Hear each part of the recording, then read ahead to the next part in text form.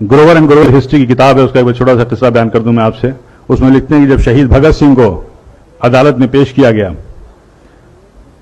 तो उस भरी अदालत में एक अंग्रेज ने उनसे सवाल किया कि 800 साल तक मुगलों ने हुकूमत की, तब तो आपने बम नहीं फेंका, और हमने सिर्फ 150 साल से हुकूमत की और आपने सेंट्रल लेजिस्लेटिव असेंबली में बम फेंक दिया।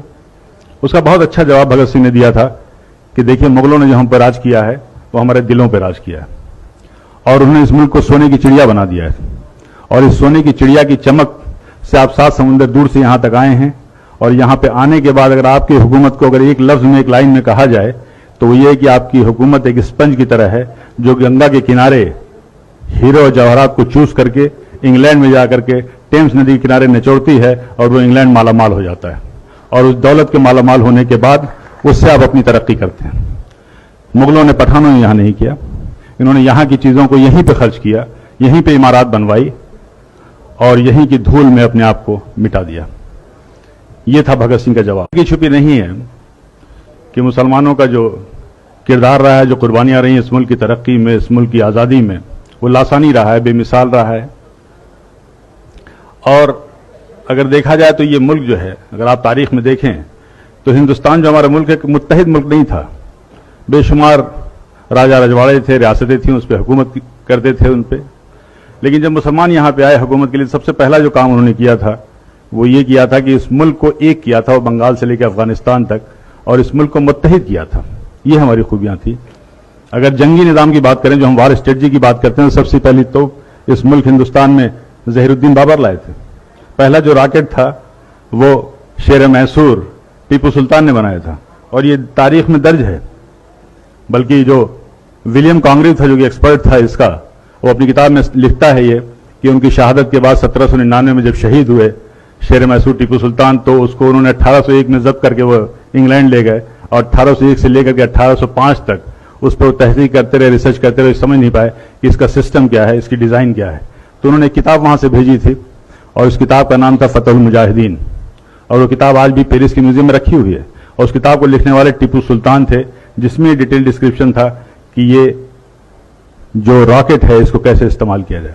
तो ये वो पहली मिसाइल थी, आप गूगल में सर्च कीजिए, वो जो पहली मिसाइल थी मैसूरियन मिसाइल टीपू सुल्तान ने बनाया था। और आज जो आप मिसाइल देख रहे हैं, अग्नि मिसाइल, पृथ्वी मिसाइल, इसके भी बानी एपीजे अब्दुल कलाम है, जिनको आप मिसाइल मैन कहते हैं और जिनको फादर ऑफ मिसाइल कहते हैं। और आप कस्टोडियन जो आप कहते हैं, जो रेवेन्यू का सिस्टम है, ये सब शेर शाह सूरी का दिया हुआ है, and he was one of the best administrator. Police का निजाम किया था, डाक का निजाम किया था, और सबसे पहली सड़क इस मुल्क में बनी थी शेर शाह सूरी ने बनवाई थी। करेंसी सिस्टम में एक बदलाव लाए थे। रुपए जो जिसको कहते हैं आप यूज, शेर शाह सूरी का वो था। ग्रैंड ट्रंक जो रोड थी कलकत्ता से लेकर के पेशावर तक, ग्रैंड ट्रंक रोड उसी की यादगार है। बगावत की, जंग आजादी की, तो पहली जो बगावत थी वो 1773 में हुई थी, और उसका नाम जो था, शायद आप में से ज्यादातर लोगों को मालूम होगा, फकीर एंड सन्यासी रिबेलियन नाम से नाम था। यानी बंकिम चंद्र जी ने अपनी आनंद मठ की किताब में साफ साफ लिखा है कि उस जमाने में जो फकीर और सूफी हुआ करते थे, जो साधु और सन्यासी हुआ करते थे, वो एक साथ जाते थे, झुंड का झुंड जाते थे, और अंग्रेजों के गोदाम में वो लूटते थे, और उस कहत के दौरान वो जो अनाज लाते थे वहां से वो हिंदू और मुसलमानों में तकसीम किया करते थे। और ये सिलसिला तकरीबन 50 साल तक चला। इसका पूरा तारीख में डिस्क्रिप्शन है। पहली जो जंग आजादी थी वो 1857 की थी। और जिस फतवा वर्ड हम कहते हैं, जंग आजादी का सबसे पहला फतवा फजल हक खैराबादी ने दिया था। अल्लामा फजल हक खैराबादी ने यह फतवा दिया था जंग आजादी में अंग्रेजों के खिलाफ मुहिम का, और उस फतवे का यह असर था कि दिल्ली जैसी राजधानी को हमने फतह किया था।